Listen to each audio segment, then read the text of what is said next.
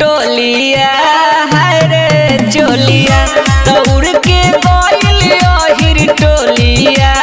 हरे चोलिया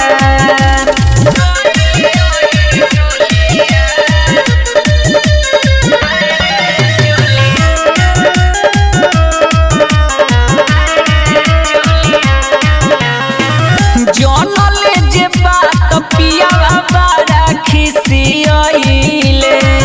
जाके ओहिर टोलिया में झगड़ा कइले जनले जे बात पियावा बड़ा खिसियइले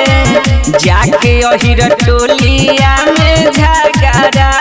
कइले चोली कारण लगे चल जाई गोलिया रे चोलिया आय हाय रे चोलिया दौड़ के गइल ओहिर टोलिया रे चोलिया दौड़ के गइल ओहिर टोलिया रे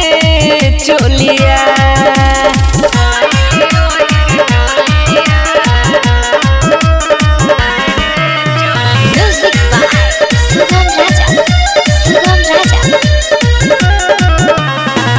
यादो बजरंगी के हम कारे समझाई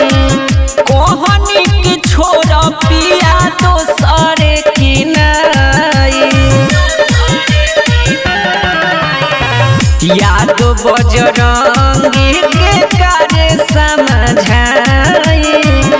कोहनी की छोड़ पिया दोसरे की नाई बड़ी बोलिया रे बोलिया आय हाय रे